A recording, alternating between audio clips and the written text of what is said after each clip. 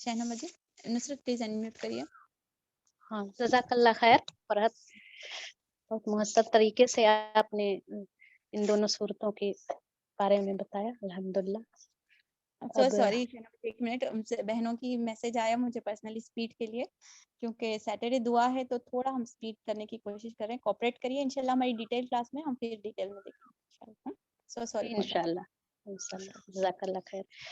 हम सूरह मुम्तहिना पढ़ते हैं और यह सूरह जो है मदनी है। इसके यह एक वाक़ये के बेस पर यह सूरह में आयतें हैं, जो कि हुआ यूँ था कि एक सहाबी थे जो कि बदरी सहाबी थे, हज़रत हातिब बिन अबी मुल्तबा रज़ियल्लाहु ताला अन्हु। उन्होंने एक जंगी मुहिम जो कि फ़तह मक्का की तैयारियाँ हो रही थी, उसके बारे में उन्होंने एक खत लिख कर के एक औरत के ज़रिए से मक्का के लोगों के पास भेजा था। वह इसलिए कि उनके फैमिली जो थी वह मक्का में थी और उनका कोई रिश्तेदार और कोई भी उनको पनाह देने वाला नहीं था सिवाय मक्का के लोगों को, क्योंकि वो मक्का के रहने वाले नहीं थे।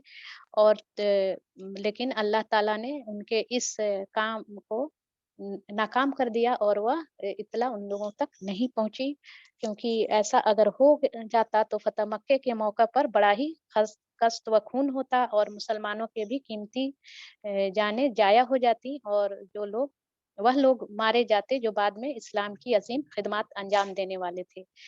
इसके 2 हिस्से हैं और दूसरे हिस्से में उन औरतों के बारे में बात हुई है जो औरतें मक्का से हिजरत करके मदीना आ गई थी और वह मुसलमान हो गई थी, लेकिन उनके शौहर मक्का में ही रह गए थे। तो उनके बारे में बात की गई है कि वो रिश्ता जो है उनके बीच में कायम रहेगा, क्योंकि वो उनके शौहर काफ़िर थे और ये ईमान ले आई थी। और इसी तरह कुछ लोग जो कि मुसलमान थे और उनकी बीवियाँ काफ़िर थीं, तो वह उनके साथ रिश्ता कायम रखें नहीं या नहीं रखें, इस बारे में बात की गई है। और तीसरा हिस्सा जो है आयत नंबर 12 में, जिसमें रसूल सल्लल्लाहु अलैहि वसल्लम को यह हिदायत फरमाई गई है कि जो औरतें इस्लाम कबूल कर लें, उनके आप बड़ी-बड़ी बुराइयों से बचने का अहद लें। मुम्तहिना का मतलब होता है वह औरत जिसका इम्तिहान लिया जाए या जिसका एग्ज़ाम लिया गया हो। इसी कॉन्टेक्स्ट में, इसी सिलसिले में हम आयतों को पढ़ते हैं। आयतें 13 हैं और रुकू 2 है। बिस्मिल्लाहिर्रहमानिर्रहीम। ऐ लोगों जो ईमान लाए हो, अगर तुम मेरी राह में जिहाद करने के लिए और मेरी रज़ाजोई की खातिर वतन छोड़कर घरों से निकले हो, तो मेरे और अपने दुश्मनों को दोस्त न बनाओ।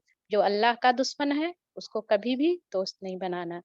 तुम उनके साथ दोस्ती की तरह डालते हो, हालांकि जो हक तुम्हारे पास आया है उसको मानने से वह इनकार कर चुके हैं। और उनकी रविश यह है कि रसूल को और खुद तुमको सिर्फ इस कसूर पर जिला वतन करते हैं कि तुम अपने रब अल्लाह पर ईमान लाए हो। तुम छुपा कर उनको दोस्ताना पैगाम भेजते हो, हालांकि जो कुछ तुम छिपा कर करते हो और जो एलानिया करते हो, हर चीज को मैं खूब जानता हूँ। अल्लाह ताला उस इत्तला के बात कर रहे हैं, और हमारे लिए वह हर बात जो हम छिपाते हैं और जो जाहिरी तौर पे करते हैं, अल्लाह बेशक जानता है। जो शख्स भी तुम में से ऐसा करे वह यकीनन राह रास्त से भटक गया है। उनका रवैया तो यह है कि अगर तुम पर काबू पा जाएं तो तुम्हारे साथ दुश्मनी करें और हाथ और जबान से तुम्हें आज़ार दें। वह तो यह चाहते हैं कि तुम किसी तरह काफिर हो जाओ। क़यामत के दिन न तुम्हारी रिश्तेदारियां किसी काम आएंगी, न तुम्हारी औलाद। उस रोज अल्लाह तुम्हारे दरमियान जुदाई डाल देगा। यानी जिसकी खातिर हम दुनिया में बेचैन रहते हैं कि उसको हम फायदा पहुंचाएं, उसकी मदद करें, वो हमारे लिए वो अच्छा बने इस दुनिया में, हमारी औलाद हो या हमारे जो भी करीबी हो। लेकिन अल्लाह ताला यहाँ फरमा रहे हैं कि वह रिश्तेदारियां काम नहीं आएंगी, और वही तुम्हारे अमाल को देखने वाला है।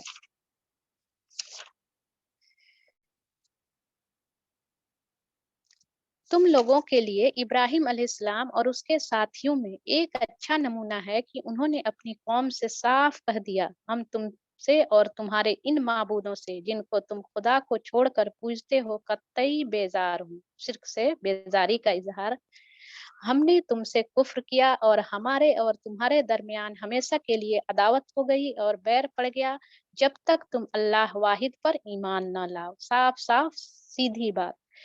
مگر ابراہیم علیہ السلام کا اپنے باپ سے یہ کہنا اس سے مستثنا ہے کہ میں آپ کے لیے مغفرت کی درخواست ضرور کروں گا اور اللہ سے آپ کے لیے کچھ حاصل کرنے لا میرے بس میں نہیں ہے.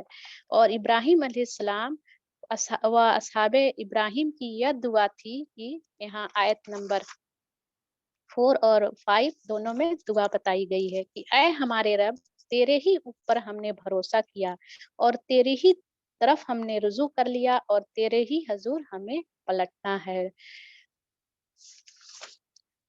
ربنا علیکا توکلنا و علیکا ابنا و علیکا المصیر. 4 نمبر آیت اور 5ویں نمبر آیت میں دعا ہے ربنا لا تجعلنا فتنة للذین کفروا واغفر لنا ربنا انک انت العزیز الحکیم. اے ہمارے رب ہمیں کافروں کے لیے فتنہ نہ بنا دے اور اے ہمارے رب ہمارے قصوروں سے درگزر فرما بے شک تو ہی زبردست اور دانا ہے. ابراہیم علیہ السلام کا اپنے باپ کے لیے مغفرت کی دعا کرنا اس کے سوا کچھ نہیں تھا کہ انہوں نے اپنے والد سے کہا تھا کہ میں آپ کے لیے مغفرت کا دعا کروں گا، لیکن جب اللہ کا حکم آ گیا کہ وہ اللہ کے دشمن تھے تو ابراہیم علیہ السلام نے اس سے بیزاری کا اظہار کیا. آگے آیت نمبر 6 انہی لوگوں کے طرز عمل میں تمہارے لیے اور ہر اس شخص کے لیے اچھا نمونہ ہے جو اللہ اور روز آخر کا امیدوار ہو. اس سے کوئی منحرف ہو تو اللہ بے نیاز اور اپنی ذات میں آپ محمود ہے. اللہ بہت بڑا ہے اور ہمارے لیے جو انبیاء علیہ السلام کے جو بھی اسوہ ہیں وہ ہمارے عمل کے لیے کرنے کے لیے اس پہ فالو کرنے کے لیے ہمارے لیے عبرت ہیں. بعید نہیں کہ اللہ کبھی تمہارے اور ان لوگوں کے درمیان محبت ڈال دے جن سے آج تم نے دشمنی مول لی ہو. اللہ بڑی قدرت رکھتا ہے اور وہ غفور الرحیم ہے. ہو سکتا ہے آج جو اسلام کا دشمن ہو اللہ کی رحمت سے اس کے دل میں اسلام کے لیے نرم ہو جائیں اور وہ دوست ہو جائے اسلام کا.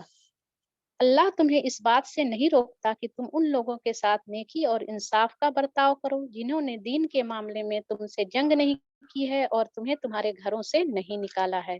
یہ آیت ہے کہ جن لوگوں کے رشتہ دار یا ماں باپ جو مشرک تھے یا ابھی بھی ہیں تو ان لوگوں کے ساتھ اچھا اور صلہ رحمی کا سلوک کرنا ہے. ایک حدیث کے مفہوم میں بھی ہے کہ آسمہ بنت ابی بکر نے رسول صلی اللہ علیہ وسلم سے اپنی مشرکہ ماں کے بارے میں پوچھا تو انہوں نے فرمایا اپنی ماں کے ساتھ صلہ رحمی کرو. وہ تمہیں جس بات سے روکتا ہے کس بات سے روکتا ہے اس کو نوٹ کرنا ہے. وہ تو یہ ہے کہ تم ان لوگوں سے دوستی کرو جنہوں نے تم سے دین کے معاملے میں جنگ کی ہے. جو بھی اسلام کا دشمن ہے اس کو دوستی غلط ہے اور تمہیں تمہارے گھروں سے نکالا ہے اور تمہارے اخراج میں ایک دوسرے کی مدد کی ہے. ان سے جو لوگ دوستی کریں وہی ظالم لوگ ہیں.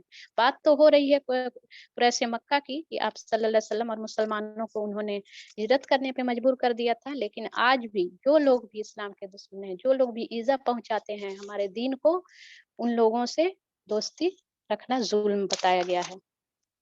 اے لوگوں جو ایمان لائے ہو. اب یہاں دوسرا حصہ شروع ہو رہا ان عورتوں کے بارے میں جو ہجرت کر کے مدینے آئی تھی. جب مومن عورتیں ہجرت کر کے تمہارے پاس آئیں تو ان کے مومن ہونے کی جانچ پڑتال کر لو اور ان کی ایمان کی حقیقت اللہ ہی بہتر جانتا ہے. پھر جب تمہیں معلوم ہو جائے کہ وہ مومن ہیں تو انہیں کفار کی طرف واپس نہ کرو. ایک صلح حدیبیہ کا جو ٹریٹی تھی اس میں جو شرطیں تھیں کہ جو لوگ مدینہ سے مکہ سے مدینہ آئیں گے تو ان کو واپس کرنا ہے، لیکن اللہ یہاں پہ کہہ رہے ہیں کہ جو مومن ہیں ان کو کفار کی طرف واپس نہ کرو. نہ وہ کفار کے لیے حلال ہیں اور نہ کفار ان کے لیے حلال ہیں. ان کے کافر شوہروں نے جو مہر ان کو دیے تھے وہ انہیں پھیر دو اور ان سے نکاح کر لینے میں تم پر کوئی گناہ نہیں جبکہ تم ان کو مہر ان کو ادا کر دو. یعنی رشتہ کافر اور مومن کے بیچ میں ختم ہو جائے گا اگر شوہر کافر है तो फिर बीवी का रिश्ता खत्म हो जाएगा, और जो भी मुसलमान उनसे निकाह करके मेहर अदा करे तो फिर उससे निकाह कर लेने पे कोई गुनाह नहीं है। और तुम खुद भी काफिर औरतों को अपने निकाह में ना रोके रहो, यानी जिसकी बीवी ईमान नहीं लाई है तो उसको, अगर वह ईमान ले आए तो ठीक है, नहीं तो फिर उससे रिश्ता कता कर लेना है। जो मेहर तुमने अपनी काफिर बीवियों को दिए थे वह तुम वापस मांग लो, और जो मेहर काफिरों ने अपने मुसलमान बीवियों को दिए थे उन्हें वह वापस मांग ले। यह अल्लाह का हुक्म है, वह तुम्हारे दरमियान फैसला करता है, और अल्लाह अलीम व हकीम है। और अगर तुम्हारी काफिर बीवियों के मेहरों में से कुछ तुम्हें कुफार से वापस न मिले और फिर तुम्हारी नौबत आए तो जिन लोगों की बीवियां उधर रह गई हैं उनको उतनी रकम अदा कर दो जो उनके दिए हुए मेहरों के बराबर हैं। अगर नहीं दिए तो फिर जो बैतुल माल है उस हिस्से में से उनके शौहरों को दे दिया जाएगा जो कि काफिर थे। और उस खुदा से डरते रहो जिस पर तुम ईमान लाए। हर काम करने के बाद अल्लाह से डरना है कि वो अल्लाह के हक में अल्लाह ने जो हुक्म दिया है वह सही सही हुआ या नहीं। ऐ नबी सल्लल्लाहु अलैहि वसल्लम, जब तुम्हारे पास मोमिन औरतें बैत करने के लिए आए और इस बात का अहद कर ले कि वह अल्लाह के साथ किसी चीज को शरीक ना करें। इसको अपने आज के लेसन के लिए ये जो शरायत है उनको लिख लेना है, और उसको अपने लिए भी बिल्कुल अपने नफ्स को भी इस पे आमादा करना है कि यह जो बात हो रही है, जो बैत हो रही है अल्लाह और उसके रसूल से, यह मैं बैत कर रही हूँ, मैं वादा कर रही हूँ अल्लाह के साथ। है नबी सल्लल्लाहु अलैहि वसल्लम, जब तुम्हारे पास मोमिन औरतें बैत के लिए आए और इस बात का अहद करें कि वह अल्लाह के साथ किसी चीज को शरीक न करेंगी, चोरी न करेंगी, जना न करेंगी, अपनी औलाद को कत्ल न करेंगी, अपने हाथ पांवों के आगे कोई बुहतान गढ़कर न लाएंगी, और किसी अमरे मारूफ में तुम्हारी नाफरमानी न करेंगी, तो इनसे बैत ले लो और उनके हक में अल्लाह से दुआए मगफरत करो। यकीनन अल्लाह दरगुजर फरमाने वाला और रहम करने वाला है। ऐ लोगों जो ईमान लाए हो, उन लोगों को दोस्त न बनाओ जिन पर अल्लाह ने रज़ा फरमाया। जहाँ से शुरुआत हुई थी सूरह की, फिर आखिर फिर उसी बात को पॉइंट आउट किया जा रहा है। ऐ लोगों जो ईमान लाए हो, उन लोगों को दोस्त न बनाओ जिन पर अल्लाह ने गजब फरमाया है, जो आखिरत से उसी तरह मायूस हैं जिस तरह कब्रों में पड़े हुए काफिर मायूस होते हैं। यह कि इसका मतलब यह होगा कि यह आखिरत की भलाई और उसके सवाब से उसी तरह मायूस हो चुके हैं जिस तरह जिंदगी के बाद मौत से इनकार करने वाले इस बात से मायूस हैं कि उनके जो अजीज रिश्तेदार कब्रों में जा चुके हैं वह कभी फिर जिंदा करके उठाए जाएंगे। और आखिरत की रहमत और मगफरत से उसी तरह मायूस है जैसे काफिर हर खैर से मायूस हो जाते हैं। यहाँ यह सूरह खत्म होती है। इसमें हमने जो बैत वाली आयतें पढ़ी हैं उसको अपने करने के काम में लिख लेना है। और दूसरा है कि जो भी अल्लाह का दुश्मन है उसको अपना दोस्त नहीं बनाना है। आगे सूरह सफ है। सफ का मतलब होता है कतार या रो। यह सूरह सफ भी मदनी है और इसकी 14 आयतें हैं, और इसकी चौथी आयत में लफ्ज सफ आया है। इसमें मुसलमानों के को ईमान में इखलास इख्तियार करने की बात कही गई है, और अल्लाह की राह में जान लड़ाने यानी जिहाद करने के बारे में बताया गया है। और एक बहुत ही ये है आयत है कि जिसमें शुरुआत ही हो रही है कि ऐ लोगों तुम वह बात क्यों कहते हो जो करते नहीं हो।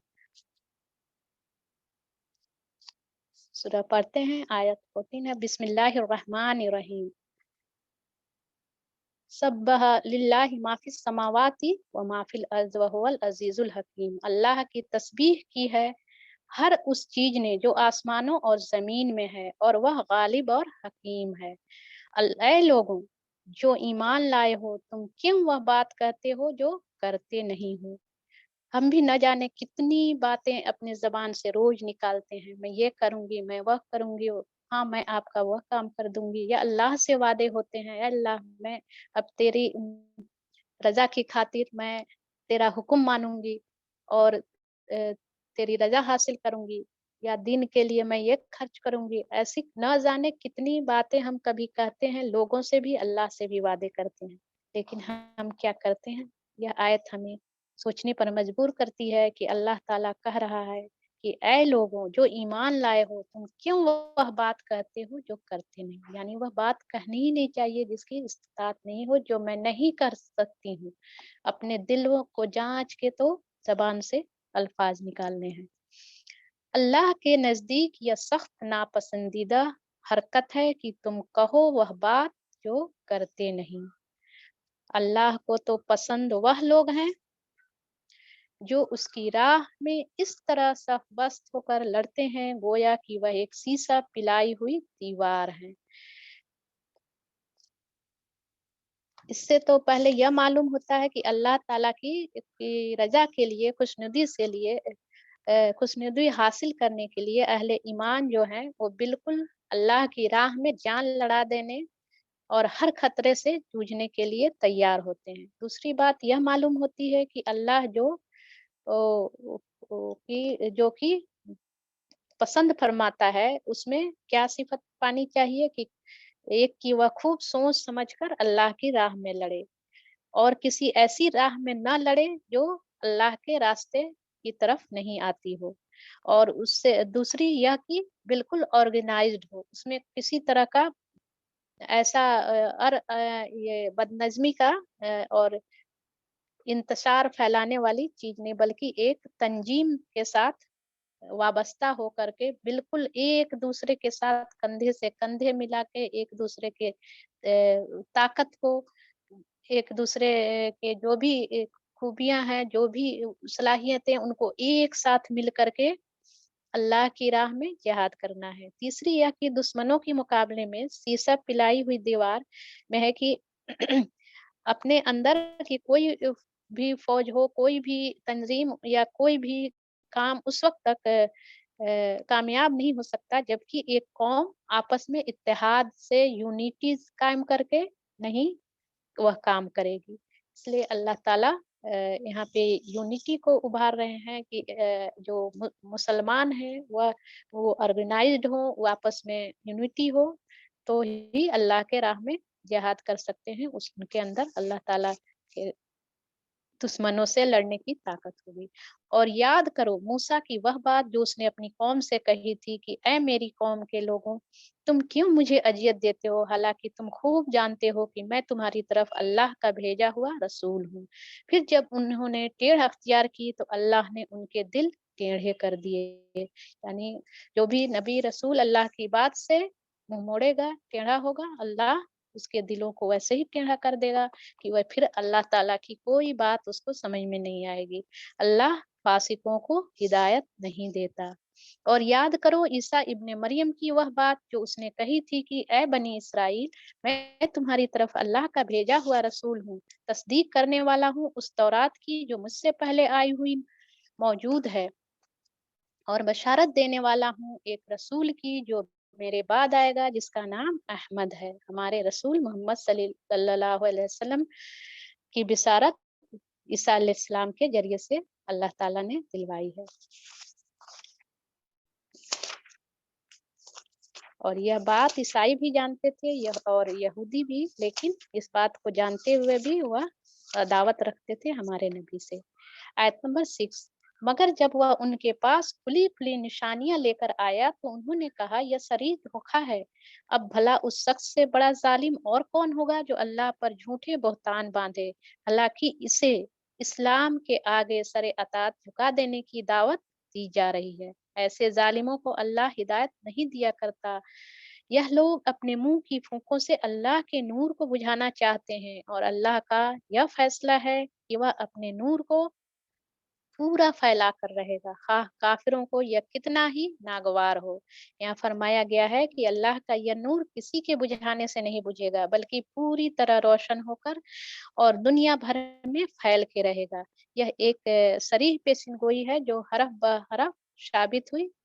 आगे चल के इस्लाम इतना उरूज पे था और कहाँ कहाँ तक फैला था, اور اللہ کے سوا اس وقت کو کون جان سکتا ہے۔ آج جب اسلام کی روشنی، اسلام کا نور ٹمٹما رہا ہے اور کمزور پڑ رہا ہے، اس نور کو پھر سے روشن کرنے کے لیے ضرورت ہے اتحاد کی، امت کے ماؤں کی، جو ان نسلوں کو پروان چڑھائیں جو کہ اسلام کو طاقت بخشے، اور پھر سے اسلام کا نور ایک روشن نور بن کے اس دنیا میں جگمگائے، اور اسلام کا ہی پوری دنیا میں چاروں اور بس اسلام کا ہی زور ہو۔ انشاءاللہ اللہ تعالیٰ سے دعا ہے کہ اللہ تعالیٰ اسلام کو غالب کر دے پوری دنیا میں۔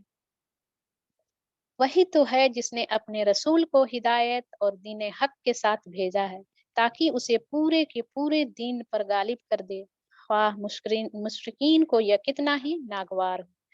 اے لوگوں جو ایمان لائے ہو، بتاؤ تم کو وہ تجارت، وہ ایسا ٹریڈ کرنے کی اللہ تعالیٰ بتا رہے ہیں، ایسا جو تمہیں عذاب علیم سے بچا دے۔ کیا ہے؟ ایمان لاؤ اللہ اور اس کے رسول پر، اور جہاد کرو اللہ کی راہ میں اپنے مالوں سے اور اپنی جانوں سے، یہی تمہارے لیے بہتر ہے اگر تم جان لو۔ اللہ تمہارے گناہ معاف کر دے گا اور تم کو ایسے باغوں میں داخل کرے گا جن کے نیچے نہریں بہتی ہوں گی، اور ابدی قیام کی جنتوں میں بہترین گھر تمہیں عطا فرمائے گا۔ یہ ہے بڑی کامیابی، اور وہ دوسری چیز جو تم چاہتے ہو وہ بھی تمہیں دے گا، اللہ کی طرف سے نصرت اور قریب ہی میں حاصل ہو جانے والی فتح ہے۔ اے نبی اہل ایمان کو اس کی بشارت دے دو۔ یہاں ایک اس کی یہ ہے مطلب کہ فتح مکہ کی بشارت اللہ تعالیٰ دے رہے ہیں، اور ان لوگوں کو بھی بشارت جو لوگ ایمان لائے اور اللہ کی راہ میں جہاد کیے، اپنے مالوں کو خرچ کیا، ان کے لیے جنت کی بشارت۔ اے لوگوں جو ایمان لائے ہو، اللہ کے مددگار بنو، جس طرح عیسیٰ ابن مریم نے حواریوں کو خطاب کر کے کہا تھا، کون ہے اللہ کی طرف بلانے میں میرا مددگار؟ یا ایھا الذین آمنوا کونوا انصار اللہ، یہ ہے من انصاری اللہ، اور حواریوں نے جواب دیا، ہم ہیں اللہ کے مددگار۔ آج کوئی نبی ہمیں مخاطب کر کے نہیں پوچھ رہا، نہ ہمارے رسول صلی اللہ علیہ وسلم ہے، نہ عیسیٰ علیہ السلام کی کا ہی ہم کال سن رہے ہیں، لیکن آج بھی اسلام کو ضرورت ہے اپنے حواریوں کی، اپنے مددگاروں کی، اور ہم کو کہنا ہے کہ ہم ہیں انصار اللہ،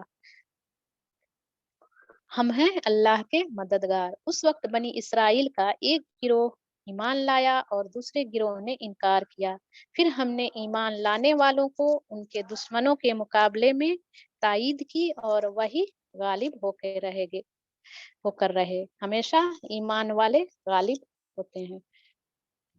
اس سورہ سے جو پوائنٹ نوٹ کرنے کے لیے کہ میں جو کچھ بھی ظاہری طور پر کہوں اس کو مجھے کرنا بھی ہے، اللہ کی دین کی مدد مجھے ہر حال میں کرنی ہے، چاہے میرا اپنا چھوٹا سا ہی حصہ میں اس میں ڈالوں، چاہے میری رزق ہو، میری صلاحیت ہو، اللہ کی راہ میں 1 روپیہ یا 1 دینار بھی خرچ ہونے کی بات ہو، خالص دل سے ایمان کے ساتھ، تو انشاءاللہ اللہ تعالیٰ ضرور قبول فرمائیں گے اور ہمارے اسلام کو غالب کر کے رہیں گے۔ آگے میں دعوت دیتی ہوں اپنی پیاری ٹیچر فرحت عائشہ کو کہ وہ آگے سورہ جمعہ کی تفسیر کریں۔ السلام علیکم ورحمۃ اللہ وبرکاتہ۔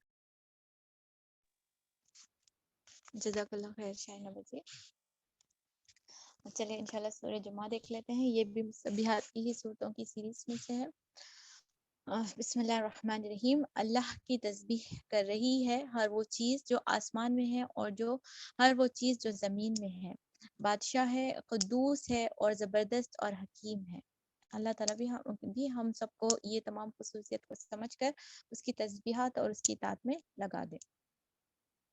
وہی ہے جس نے امیوں کے اندر ایک رسول خود انہی سے اٹھایا جو انہیں اس کی آیات سناتا ہے اور اس کی زندگی سنوارتا ہے اور اس کو کتاب اور حکمت کی تعلیم دیتا ہے، اور حالانکہ اس سے پہلے وہ کھلی گمراہی میں پڑے ہوئے تھے۔ رسول صلی اللہ اس کے یعنی آپ صلی اللہ علیہ وسلم کی بعث ان دوسرے لوگوں کے لیے بھی ہے اور جو ابھی ان سے نہیں ملے ہیں، اور اللہ زبردست اور حکیم ہے۔ یہ اس کا فضل ہے، جسے چاہتا ہے دیتا ہے، اور وہ بڑا فضل فرمانے والا ہے۔ جن لوگوں کو توریت کا حامل بنایا گیا تھا مگر انہوں نے اس کا بار نہ اٹھایا، ان کی مثال اس گدھے کی سی ہے جس پر کتابیں لدی ہوئی ہوں، اور اس سے بھی زیادہ بری مثال یہ ہے کہ ان لوگوں کی جنہوں نے اللہ کی آیات کو جھٹلا دیا ہے، ایسے ظالموں کو اللہ ہدایت نہیں دیتا۔ ان سے کہو، اے لوگو جو یہودی بن گئے ہو، اگر تمہیں یہ گھمنڈ ہے کہ باقی سب لوگوں کو چھوڑ کر بس تم ہی اللہ کے چہیتے ہو، تو موت کی تمنا کرو اگر تم اپنے اس عزم میں سچے ہو، لیکن یہ ہرگز اس کی تمنا نہ کریں گے اپنے کرتوتوں کی وجہ سے یہ جو کر چکے ہیں۔ اللہ ہی ظالموں کو خوب جانتا ہے۔ ان سے کہو، جس موت سے تم بھاگتے ہو وہ تو تمہیں آ کر ہی رہے گی، پھر اس کے سامنے پیش کیے جاؤ گے۔ جو پوشیدہ وہ ظاہر کا جاننے والا ہے، اور وہ تمہیں بتا دے گا کہ تم کیا کر کے آئے ہو۔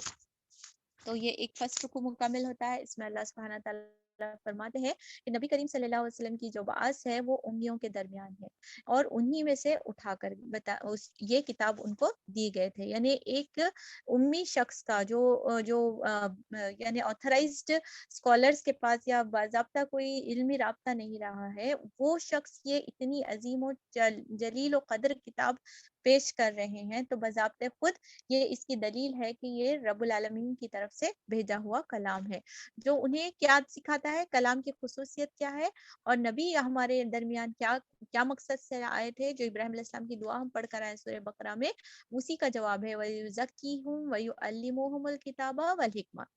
وہ تمہاری زندگیوں کو میں تزکیہ کرتا ہے، وہ تمہیں تعلیم بھی دیتا ہے، اور تمہیں حکمت بھی سکھاتا ہے، اور حکمت کا مطلب ہوتا ہے کہ یہ حدیث کے ذریعے سے۔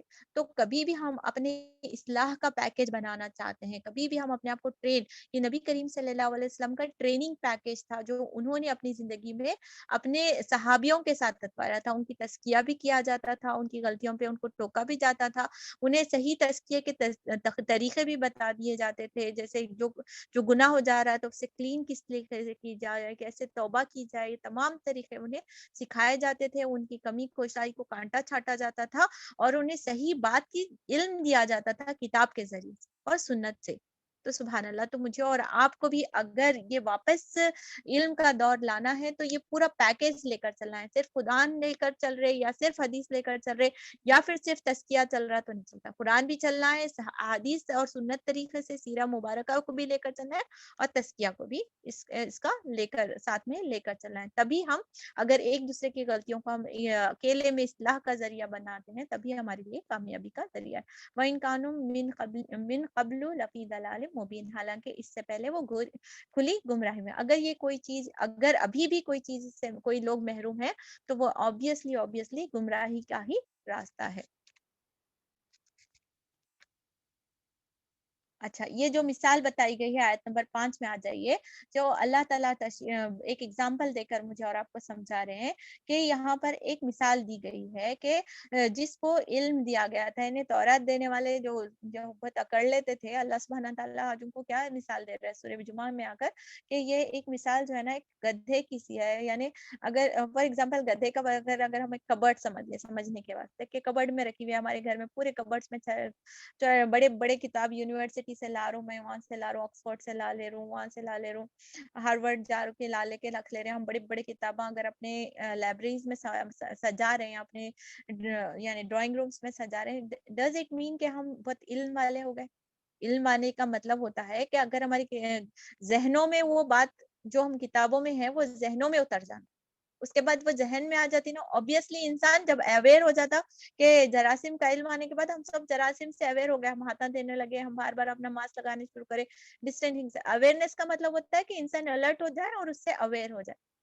यहाँ पर अल्लाह ताला जो गधे की मिसाल दे रहे हैं, वो गधे पर वो बुक्स को लादे हुए हैं, अंदर दिमाग में कुछ भी नहीं है और अमल में भी कुछ भी नहीं है। तो अल्लाह ताला हमें ऐसे गधे बनने से बचाए, जिसके घरों में तो किताबें पड़ी हुई हैं, तौरात की मिसाल दे रहा है, बनी इसराइल की मिसाल दे रहा है। या आज के मुसलमान अगर हम अपने ऊपर लें, तो हम अहले किताब होने पर जो हमारा रश्क है, हम अहले कुरान होने पर जो हमारा रश्क है, कहीं हम इस गधों की जो मिसाल में है, वो अपने आप को ना फिट कर ले। ये किताबों को जुज़दान से निकाल कर अपने दिलों में और अपने दिमागों में उतारने का वक्त है, जाके जिंदगी में इसका असर महसूस हो। उसके बाद अल्लाह सुब्हाना ताला यही वही चैलेंज है बनी इसराइल इसको दिया गया था सूरह बकरा में कि अगर तुम रियली सच्चे हो तो तमन्ना करो मौत की, क्योंकि मौत की तमन्ना वो नहीं कर सकते थे, क्योंकि उनके नजदीक जो है ना जिंदगी बहुत ज्यादा अजीज थी।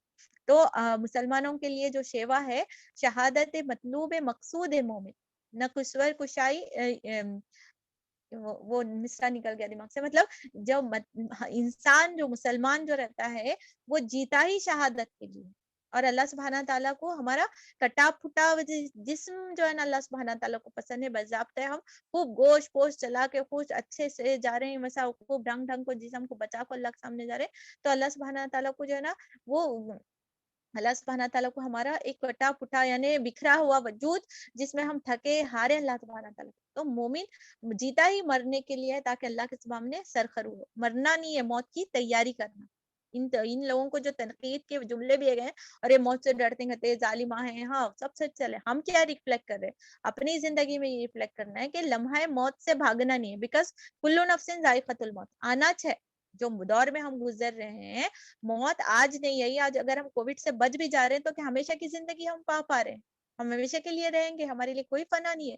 मरना तो हमें ऐसे भी है, मरना तो हमें वैसे भी है, मगर मतलब वो शहादत की जो मौत रहेगी, जिसमें राह हक में हम सीखते सिखाते लोगों को लेते हुए जोड़ते हुए कुछ अच्छा खैर का काम करते हुए मरते नहीं, तो वो जिंदगी रश्क वाली जिंदगी है। चाहे 100 साल की जिंदगी हो, चाहे 50 साल की जिंदगी हो, 60 साल की जिंदगी हो, 30 साल की जिंदगी, वट एवर लाइफ स्पैन मिलेगा, द बेस्ट क्रिएटिव बनकर जाना।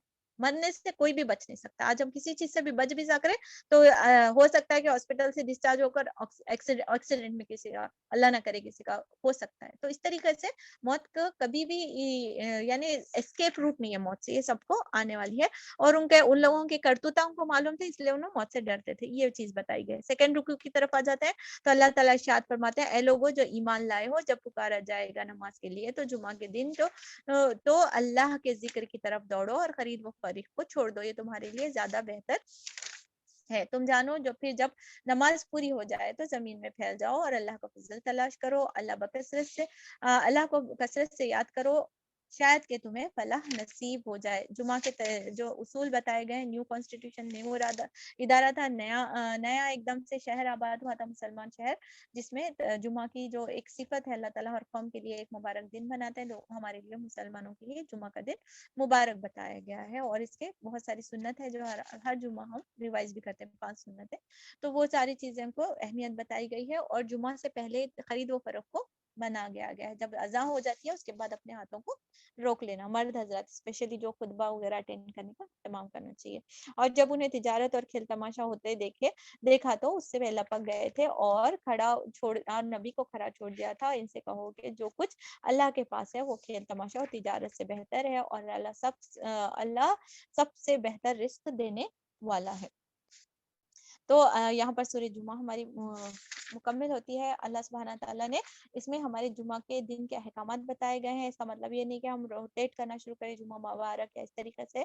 ये मुबारक दिन हमारे दिल में होना चाहिए और इसकी अजमत हमारे दिल में होनी चाहिए। इसको आम तरह की तरह नहीं होना। और अल्लाह सुब्हाना ताला का रहम देखिए कि यहूदियों के ऊपर जब वो तौरात नाजिल हुई थी, जो उस जमाने के जो मुसलमान थे, उनको सबत का दिन दिया गया था। सबत के दिन दिया गया था, लेकिन पूरा सबत के दिन उनको तिजारत मना थी। तो उन्होंने डंडी मार को वो मछली का जो खेल रहे थे वो हुआ था। लेकिन अल्लाह ताला ने मुसलमानों को क्या बोला है कि तुम जब अपनी नमाज से फारिग हो जाओ तो तुम रिस्क की तलाश कर सकते हो। अल्हम्दुलिल्लाह, ये अल्लाह का फजल है। और अल्लाह सुब्हाना ताला की तरफ जब हम जाते हैं तो अल्लाह का फजल, और अल्लाह ताला हैया अलल फलाह, यानी अल्लाह की तरफ ही कामयाबी है, अल्लाह की तरफ से ही رزق ملتا ہے. تو اس طریقے سے مجھے اور آپ کو جمعہ کا اہتمام کرنے کی تنقید کی گئی ہے. اس زمانے کا ایک واقعہ ہے جب نبی کریم صلی اللہ علیہ وسلم خطبہ دے رہے تھے اور لوگ دوڑ دوڑ کر جو ہے نا اس کھیل تماشے میں جب اس وقت آتا تھا اس زمانے کا جو بھی طریقہ کار تھا گئے تھے تو اسے روک کر ہمارے لیے قیامت تک کے لیے ایک تنبیہ بتائی گئی ہے کہ جمعہ کے دن یہ تمام چیزوں سے اللہ اور اللہ کی جب بھی پکار ہوتی ہے تمام چیزوں کو چھوڑ کر اللہ کی طرف لبیک کہنے والے بننا ہے. اس کے بعد سورہ منافقون ہے. آئی تھنک سب لوگ بھی تھک گئے ہوں گے. جلدی جلدی آج ہم نے اچھی خاصی صورتیں پڑھ لی ہیں. کل انشاءاللہ سورہ بچی ہوئی صورتیں ہم دیکھ لیتے ہیں. 4 سوریں بچتی ہیں انشاءاللہ 28 پارہ مکمل کر کے 29 اللہ تعالیٰ کے اذن سے کل ہم شروع کر دیتے ہیں. وینسڈے کے دن ہمارا پروگرام ہے. دیکھیے بہنوں جو ہم قیامت کے اوپر کرنا چاہ رہے ہیں وہ انشاءاللہ اسی لیے ہم لوگ 29 کل آدھا کرنا چاہ رہے ہیں پارہ تاکہ پرسوں 29 پارے کے ساتھ ہم لوگ پریزنٹیشن رکھ سکیں.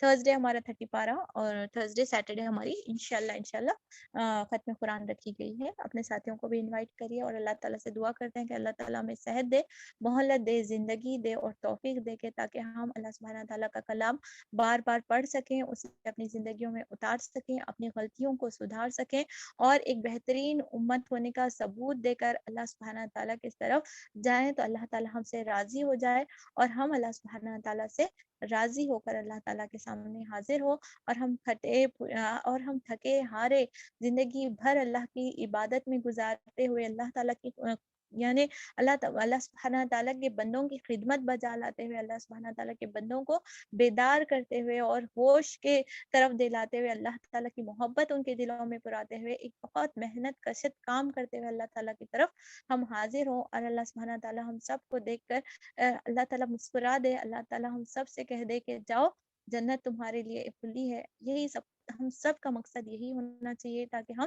اس قرآن کے ذریعے سے اللہ تعالیٰ کی رضا حاصل کریں, جنت ہمارا منزل مقصود رہے اور اس میں پیش آنے والی تمام مصیبتیں پریشانیاں یا کوئی بھی تکالیف اس راہ میں ہمیں آ رہی ہیں, اپنے کام جلدی سے نمٹانا پڑا, یہ تمام کچھ بھی مشقت نہیں ہے. ان صحابیات اور صحابی کی زندگیوں کو اگر ہم دیکھتے ہیں بہت مشکلات سے وہ لوگ بہت ٹریولنگ کر کے بہت زیادہ جو ہے نا اخراجات کے ساتھ جو ہے نا وہ چیزوں کو حاصل کرتے تھے. اللہ تعالیٰ کا بہت احسان ہے کہ اللہ تعالیٰ نے ہمیں اتنے مشکل حالات میں بھی گھر بیٹھے قرآن سننا سیکھنا نصیب فرما رہے ہیں, تو پھر اس کی جواب دہی بھی ہمیں دینی ہوگی. اس لیے اللہ تعالیٰ سے دعا کرتے ہیں کہ اللہ تعالیٰ اس کا ہمارے لیے آسان کر دے اور قرآن کو ہمارا ساتھی بنا دے, دنیا میں بھی, قبر میں بھی, حشر میں بھی, اور اللہ تعالیٰ اس کی گواہیاں ہمارے حق میں لکھ لے اور اللہ تعالیٰ ہم صرف بولنے والا نہ بنائے بلکہ سب سے زیادہ پہلے ہمیں عمل کرنے والے بنائے اور ہمیں پہلے صف میں اللہ سبحانہ تعالیٰ جنت میں داخل ہونے والوں میں شمار عطا فرمائے. اللهم صل على محمد وعلى آل محمد كما صليت على ابراہیم وعلى آل ابراہیم انك حمید مجید. اے رب العالمین آپ تمام کبریائی رکھتے ہیں, ویسی کبریائی جیسا آپ نے اپنے لیے بیان کی ہے. اے رب العالمین تیری ویسی تعریف کرنے سے اللہ ہم قاصر ہیں جیسے آپ اپنے لیے بیان کرتے ہیں. اے رب العالمین تمام چیزوں کے شجر کو اللہ تعالیٰ پین بنا لے اور تمام چیزوں کو اگر سیاہی بنا لے تب بھی آپ کی کبریائی بیان کرنے کے لیے یا اللہ یہ تمام چیزیں خلیل ہیں جیسا آپ بیان کرتے ہیں. اے رب العالمین تو سب سے بڑا ہے. اے رب العالمین ہم تیری کبریائی کے آگے اللہ تعالیٰ ہم سب اپنا سر جھکاتے ہیں. اے رب العالمین ہمارے نامت کے آنسوں سے یا اللہ اس بلا کو ٹال دیجئے. یا اللہ ہم تمام بہت تھکے ہارے ہیں. یا اللہ انڈیا کے تمام حالات کو دیکھ کر یا اللہ دل بہت ٹوٹا ہے. اے رب العالمین تمام حالات کو یا اللہ تو اپنے فیصلے سے اللہ تو غضب نہ کر, یا اللہ تو ہم سے غضبناک نہ ہو. یا اللہ تیری رحمت تیری غضب پر حامی ہے. یا اللہ تیری رحمت کا دروازہ کھٹکھٹاتے ہیں. یا اللہ اس مبارک مہینے میں یا اللہ مسلمانوں پر, یا اللہ ہمارے اہل شہر پر, یا اللہ ہمارے اہل وطن پر, یا اللہ اس دنیا پر, یا اللہ تمام لوگوں پر یا اللہ رحم فرما دے. یا اللہ تو رحم فرمانے والوں میں سب سے زیادہ غفور و رحیم ہے. تیری صفت غفور و رحیم ہے. تو رحمان ہے, تو رحیم ہے, قدوس ہے. اے مالک تو ہم پر رحم عطا فرما. یا اللہ اس وبا کو ختم کرنے کا ارادہ کر لے اور جس کا ارادہ کرتا ہے یا اللہ وہ ہو جاتا ہے. اے رب العالمین ہم تیری رحمانیت کا سوال کرتے ہیں. یا اللہ تیری غضب سے تیرے سائے میں آ جاتے ہیں. یا اللہ کس گناہ پر, کس پریشانی پر تو ہم سے غضب نہ ہوا ہے, تو ہم سے آزمائش دے رہا ہے. یا اللہ اس آزمائش کو ختم کر دے. یا اللہ ہماری دعائیں تمام کے حق میں قبول عطا فرما. یا اللہ لوگ پریشان ہیں. یا اللہ اس عذاب کو تو نے ٹال دیا تھا. یا اللہ یونس علیہ السلام کے عذاب کو تو نے ٹال دیا. یا اللہ کئی بار بنی اسرائیل کو تو نے عذاب سے ٹال دیا ہے. یا اللہ امت مسلمہ کے اس عذاب کو ٹال دیا. یا اللہ بے شک ہم گنہگار ہیں، یا اللہ بے شک ہم نے بہت خطا کی ہے، یا اللہ ایسے امت ہم نے بہت خطا کی ہے، یا اللہ ہم نے تیرے دین کو چھوڑ دیا، ہم فیشن میں ملوث ہو گئے، یا اللہ ہم بھول میں ملوث ہو گئے، یا اللہ ہم تمام اجتماعی توبہ کرتے ہیں، یا اللہ ہماری توبہ کو اپنے دربار میں قبول عطا فرما دے، میرے مالک تو راضی ہو جا، میرے مالک تو راضی ہو جا، کن فیکون سے تمام مریضوں کو شفا کاملہ کا فیصلہ کر، کن فیکون سے اللہ راضی ہو جا میرے مالک، یا اللہ شفا کے فیصلے عطا فرما دے، تمام ہاسپٹل میں بھرتی مریضوں کے لیے اللہ تمام کے لیے آسانی کر دے، دواؤں میں شفا ڈال دے، یا اللہ ان کے کھانے میں شفا دے، یا اللہ ان کی دعاؤں میں شفا دے، یا اللہ ان کے عزیز اور اقارب پر ہمت عطا فرما، تمام یا اللہ تیرے حاضر ہوئے ہیں تیرے دربار میں اس وبا کا شکار ہو گئے، یا اللہ انہیں شہیدوں کا مرتبہ دینے، یا اللہ تیری طرف ہے، یا اللہ ان کی بہترین میزبانی فرما، وہ جدا ہم سے ہوئے ہیں لیکن تیرے قریب ہے میرے مالک، ہمارے اس عقیدے کے مطابق یا اللہ ان کے ساتھ معاملہ کر، جنت کے اعلیٰ درجات میں ان کے مقام عطا فرما، اور تو بہترین میزبانی کرنے والا ہے، ہم اس طرف سے اللہ ہمارے دلوں کو اطمینان کر دے، تو انہیں بہترین بہترین اجر عطا فرما دے، یا اللہ ان کے گناہوں کو بخش دے، یا اللہ ان پر رحم عطا فرما، تمام گھر والوں کو اللہ صبر جمیل عطا فرما دے، یا اللہ بے شک بہت غم کا مقام ہے، یا اللہ تو ہی دلوں کو سنبھالنے والا ہے، یا اللہ دلوں کو سنبھال لے، یا اللہ تو اپنی حرس سے اللہ تو اپنی صبر اڈیل دے، اے رب العالمین اس تکلیف سے اس حالات سے اللہ نجات عطا فرما دے، یا اللہ بہت بے روزگاری بہت پریشان، یا اللہ امت پریشان ہے، یا اللہ تو 70 ماؤں سے زیادہ